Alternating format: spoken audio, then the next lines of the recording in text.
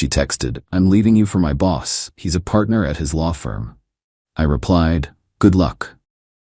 Then I called her boss's wife and forwarded the last 6 months of texts.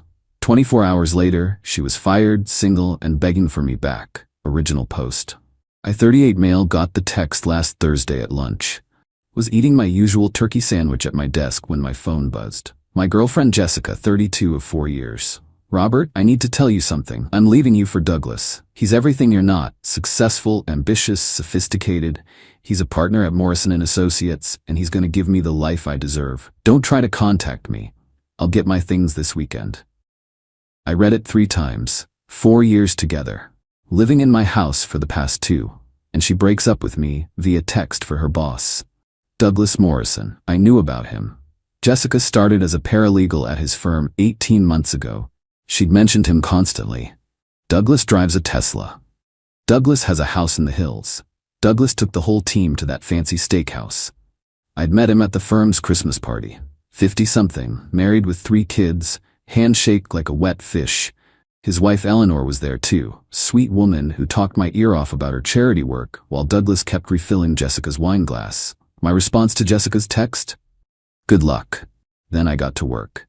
See, Jessica wasn't very smart about her affair.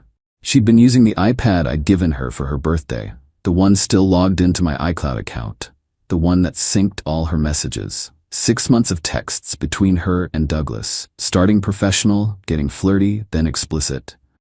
Photos I really didn't need to see. Discussions about when Robert finds out, and after my divorce is final. The kicker?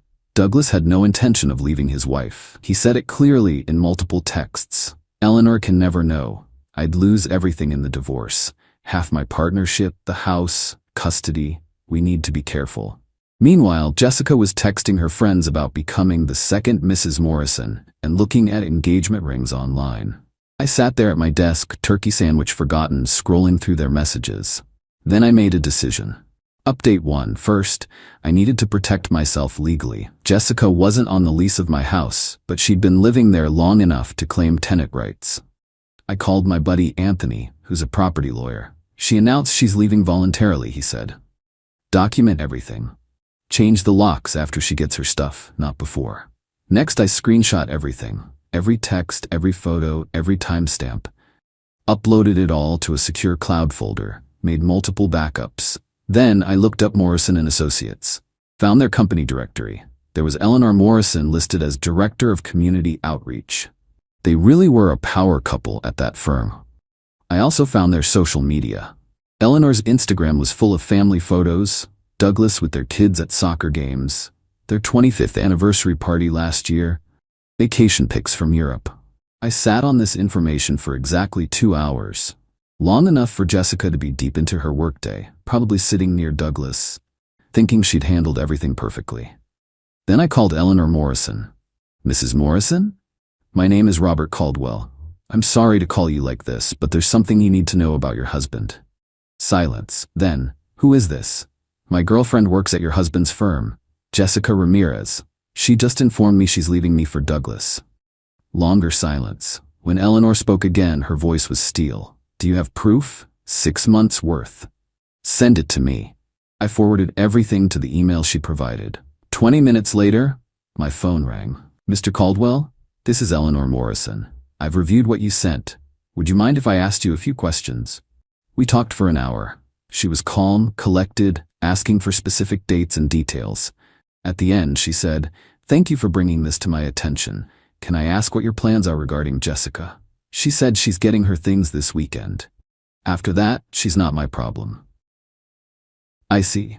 Mr. Caldwell, I'm going to handle this my way. I'd appreciate if you didn't warn either of them." Wasn't planning to. Update 2. Friday morning came.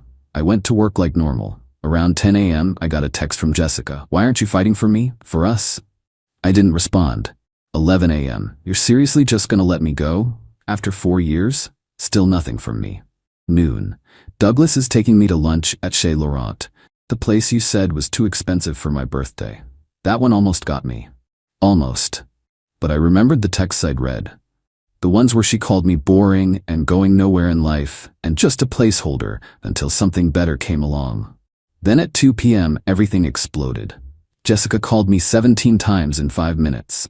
I didn't answer. The texts started flooding in. What did you do? Robert, answer your phone. This is your fault. How could you? Douglas got served with divorce papers. At the office, in front of everyone. I learned the full story later from a mutual acquaintance who worked at the firm. Eleanor hadn't just served Douglas divorce papers. She'd hired the most aggressive divorce attorney in the state, walked into the firm herself during the Friday partners meeting, and announced to the entire room that her husband had been having an affair with a subordinate. She also informed them she'd be pursuing a sexual harassment claim against the firm for allowing a partner to engage in a relationship with a direct report, creating a hostile work environment.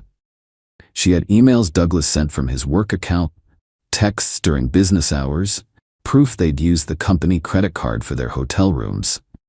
The senior partners went into immediate damage control mode.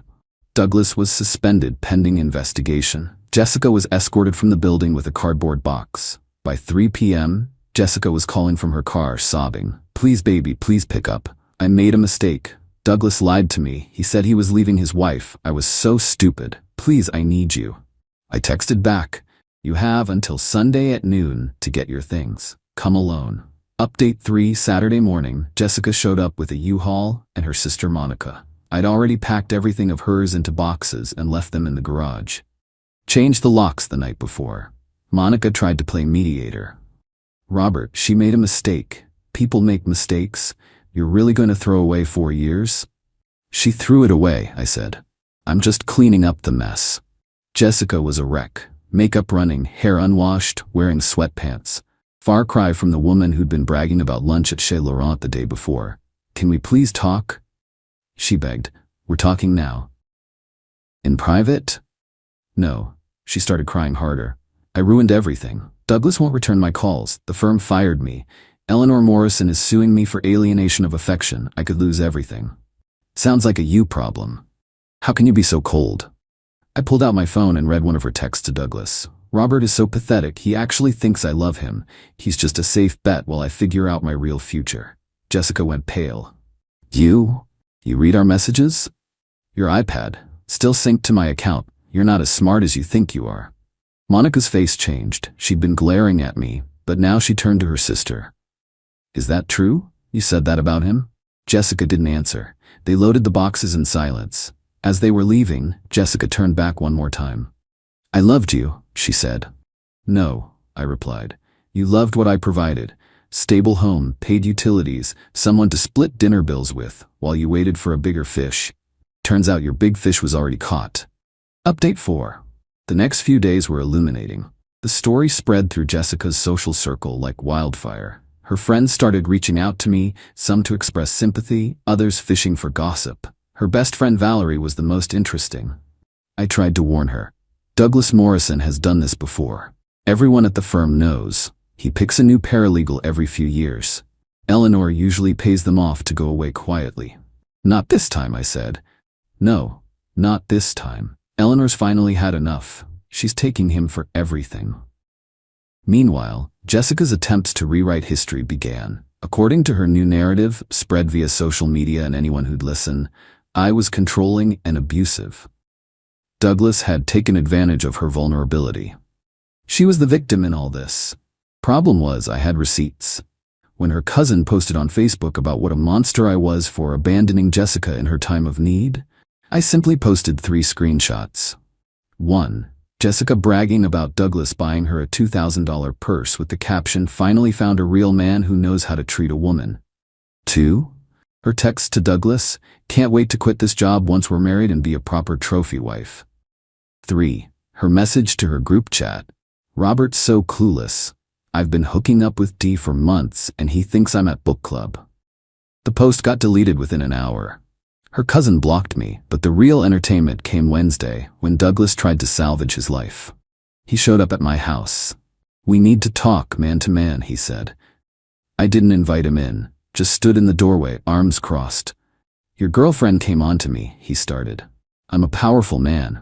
Women throw themselves at me. It's not my fault." The texts say differently. She's lying. She doctored those messages. The ones from your verified work email? The ones with metadata proving they're real? Those messages? His face went red. What do you want? Money? Is that it? I want nothing from you. Your wife, however, wants half of everything you own. Good luck with that. You destroyed my life. No, Douglas, you destroyed your life. I just made sure everyone knew about it. He tried to take a swing at me. Missed completely. I didn't hit back, just stepped inside and closed the door. He stood on my porch screaming threats until my neighbor called the cops. Adding assault charges to his divorce proceedings probably wasn't his smartest move. Update 5. 2 weeks have passed since D-Day, Divorce Day, as Eleanor Morrison apparently calls it. The fallout has been spectacular. Douglas Morrison is finished, not just at his firm, everywhere. Eleanor didn't just divorce him, she systematically destroyed his reputation. Turns out when you're married to someone for 25 years, you know where all the bodies are buried. She revealed 3 previous affairs with subordinates that were covered up, misuse of client funds for personal expenses, tax evasion using offshore accounts. The State Bar is investigating. The IRS is auditing. 3 former paralegals have come forward with harassment claims. Morrison and Associates quietly removed his name from the letterhead. Jessica, meanwhile, is spiraling. She can't get hired anywhere in the legal field. Eleanor Morrison might not have political power, but she has social power. One phone call to the right person, and Jessica's resume goes straight to the trash. She moved back in with her parents. Tried to start an OnlyFans, I'm not kidding. Posted a GoFundMe claiming she was a victim of workplace abuse and manipulation. It raised $47 from her mom. Last week, she sent me a letter, an actual, handwritten letter. 8 pages of rambling about how sorry she was, how Douglas manipulated her, how she always loved me, how we could start over. I sent it back with a note. Return to sender. No such person at this address. Her sister Monica reached out yesterday. Not to advocate for Jessica, but to apologize. I didn't know the whole story, she said. Jessica's been lying to everyone, including our family. She told us you were emotionally abusive, that you neglected her, that Douglas rescued her from a bad situation. And now we know the truth. Mom found her diary. She'd been planning this for over a year. She thought Douglas would marry her and she'd be set for life. She even researched what she could get in a divorce from him after a few years. Karma's funny like that. Robert, I'm sorry for taking her side. You deserved better. Yeah, I did. Final update. It's been 2 months now. Life has settled into a new normal. I'm doing okay. Not great, not terrible, just okay. 4 years is a long time to spend with someone, even someone who turned out to be using you.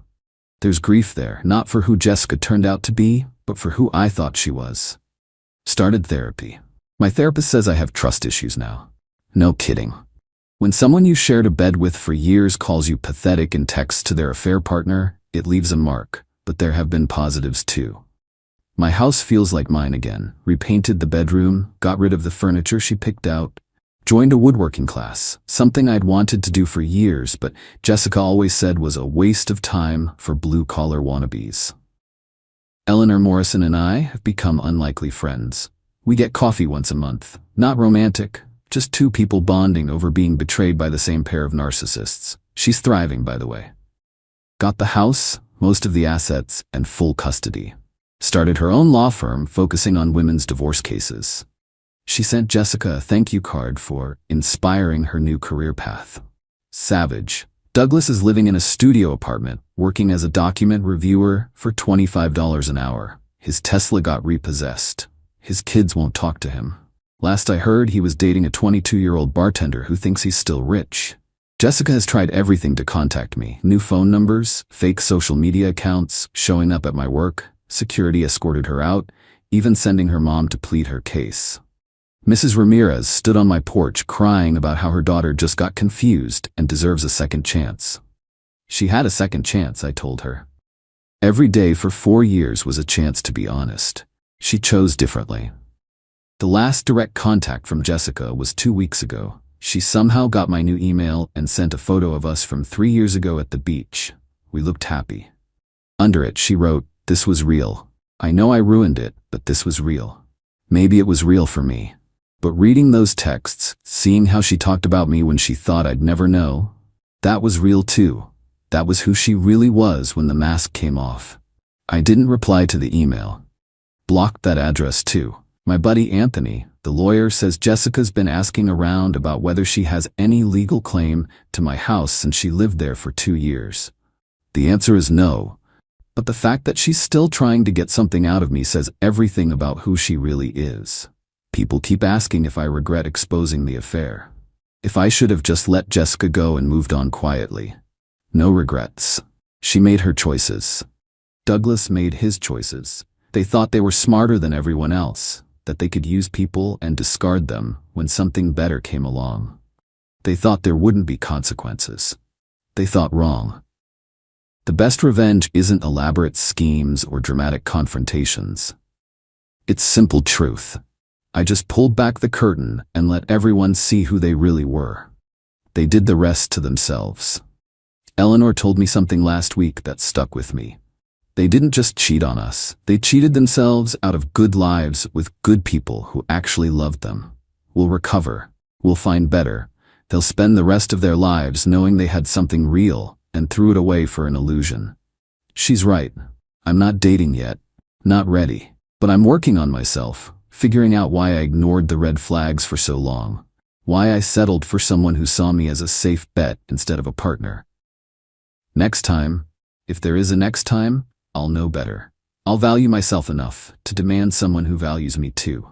For now, I'm focusing on work, my woodworking projects, and rebuilding my sense of self. It's slow progress, but it's progress. Jessica's still out there somewhere, probably looking for her next meal ticket. Douglas is probably spinning tales to his bartender girlfriend about how his ex-wife took everything in the divorce. They're both stuck in their patterns, unable to see that they are the architects of their own misery. Me, I'm free. Broken, bruised, but free.